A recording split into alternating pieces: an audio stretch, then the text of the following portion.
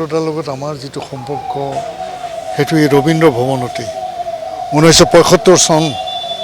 ইয়াত যেতিয়া সাংস্কৃতিক সঞ্চালকালয়ে নাটকৰ ৰেপাৰ্টৰী গঠন কৰিছিল দুলাল ৰয় আমাৰ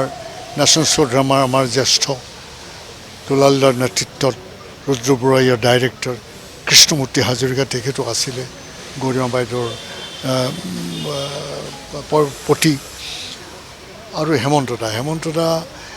আজি মনত পৰিছে হেমন্ত দাৰ চাকৰিটো গেজেট নটিফিকেশ্যন হোৱা নাছিলে আমি যদিও আৰ্টিষ্ট হিচাপে ইয়াত অভিনেতা হিচাপে ইয়াত জইন কৰিছিলোঁ মই ৰবীন নেওগ নাই খালেক চৌধুৰী নাই চেতনা দাস আছে পূৰ্ণিমা ৰুণু দেৱী আমি 7জনে জইন কৰিছিলোঁ হেমন্ত দাৰ চাকৰিটো গেজেট নটিফিকেশ্যন নোহোৱাৰ কাৰণে আমি মাহে 20 টকাকৈ 350 দৰমহাৰ পৰা আমি প্ৰত্যেকে আমি 6জনে 20 টকাকৈ দিছিলোঁ সেই 120 টকাত হেমন্ত দা গুৱাহাটীত চলি আছিলে কিন্তু 3 মাহ আৰু হেমন্ত দাই যেতিয়া ভ্ৰাম্যমানত আছিলে আৰু তাৰ আগতে হেমন্ত দাৰ ছবি উপপথত মই নেশ্যনেল শ্ব' ড্ৰামালৈ যোৱাৰ আগমুহূৰ্তত উপপথখন শ্বুটিং হৈছিলে বিশ্বনাথ চাৰিআলিত হেমন্ত দাৰ পৰিচালনাত এই প্ৰফুল্ল বৰা সেইখন নাটক উপপথ হেমন্ত দা আজি পৰিচালক হিচাপে উপপথতে ৰৈ গ'ল কিন্তু হেমন্ত দাৰ ইমান প্ৰতিভা আছিলে হেমন্ত দাৰ যি প্ৰতিভা অসমত কেতিয়াও নুপুজিব গানৰ কথা নাটক অভিনেতা নাট্যকাৰ আৰু হেমন্ত দাৰ বুকু ভৰা ভাষা অসমীয়া ভাষা খুন খাই থকা ভাষা আৰু মুনীন বৰাই হেমন্ত দাৰ চিনেমাৰ গান নহ'লে মুনীন বৰাই চিনেমা কৰিবলৈ সাহস নকৰে হেমন্ত দা লাগিবই মুনীন বৰাই ভ্ৰাম্যমান থিয়েটাৰ নাটক লিখিবলৈ শিকিছিলে হেমন্ত দাৰ পৰা 2খন নাটক লৈ গৈ কেনেকৈ নাটক লিখিব লাগে আৰু আজি ৰবীন্দ্ৰ ভৱনৰ এই প্ৰাংগণৰ পৰাই হেমন্ত দাক আমি শেষ শ্ৰদ্ধাঞ্জলি জনাইছোঁ তাৰ কাৰণে আমাৰ অন্তৰবিলাক ভাগি পৰিছে তথাপিও মানুহ যাবই হেমন্ত দাৰ আত্মাই চিৰশান্তি লাভ কৰক এই মুহূৰ্তত মই তাকে কামনা কৰিছোঁ ওম শান্তি ওম শান্তি শংকৰদেৱক লৈ এখন তেওঁ চলচ্চিত্ৰৰ কাৰণে স্ক্ৰিপ্ট তৈয়াৰ কৰি আছিল আপুনি বিষয়ত গম পাই নেকি কিবা চিনেমাৰ কাৰণে হেমন্ত দাই কৈছিলে মোৰ বৰ আশা আছে পঞ্জু মোক পঞ্জু বুলি মাতে ঘৰুৱা নাম আমাৰ হেমন্ত দাই ভ্ৰাম্যমানত থাকোঁতে এজন আমাৰ কো এক্টৰে মোৰ কথা কিবা কৈছিলে এতিয়া হেমন্ত দাই কৈছে খবৰদাৰ পঞ্জুৰ কথা প্ৰাঞ্জলৰ কথা তেনেকৈ নক'বা প্ৰাঞ্জলে কি সপোন দেখে মই জানো মই কি সপোন দেখোঁ প্ৰাঞ্জলে জানে আমাৰ দাঁতত কিবা এটা ভাত এটা লাগিলেও আমি ইজনে সিজনক জানো গতিকে প্ৰাঞ্জল কি তোমালোকে মোক নক'বা আৰু খবৰদাৰ ভৱিষ্যতে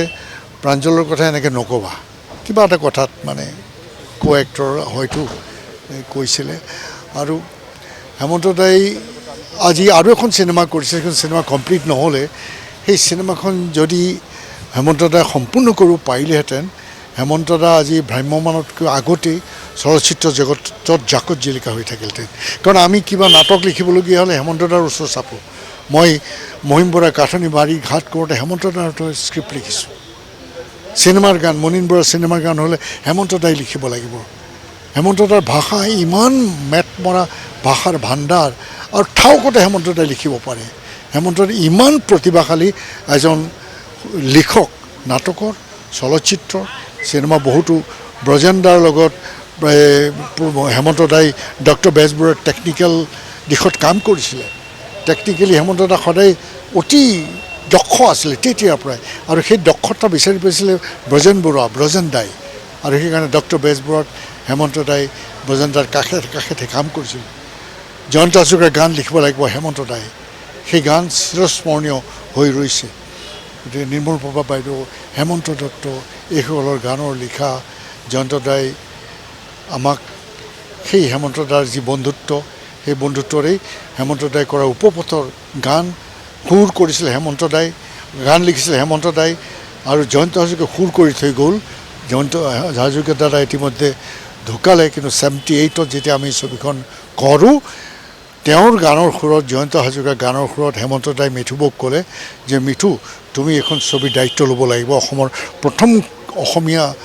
মহিলা সংগীত পৰিচালিকা হিচাপে মিঠুবক মনীষা হাজৰিকাই সেই উপপথৰ দায়িত্ব লৈছিলে আৰু সেয়া জয়ন্ত দাৰ গানৰ সুৰৰ ওপৰত আৰু হেমন্ত দাই দিয়া সাহসৰ কাৰণে আজি হেমন্ত দাৰ বহুত কথা আছে সেই কথা আমি কৈ শেষ কৰিব নোৱাৰোঁ হেমন্ত দাৰ বিষয়ে ক'বলৈ গ'লে এখন ডাঙৰ কিতাপ হ'ব আজি এই মুহূৰ্তত হেমন্ত দা এই ৰবীন্দ্ৰ ভৱনত য'ত আমি একেলগে চাকৰি কৰিছিলোঁ ইয়াৰ পৰাই ওলাই গৈছে সেই শয়নত হেমন্ত দাৰ এই পুণ্যাত্মাৰ চিৰশান্তি লাভ কৰক তাকেই কামনা কৰিছোঁ ওম শান্তি ওম শান্তি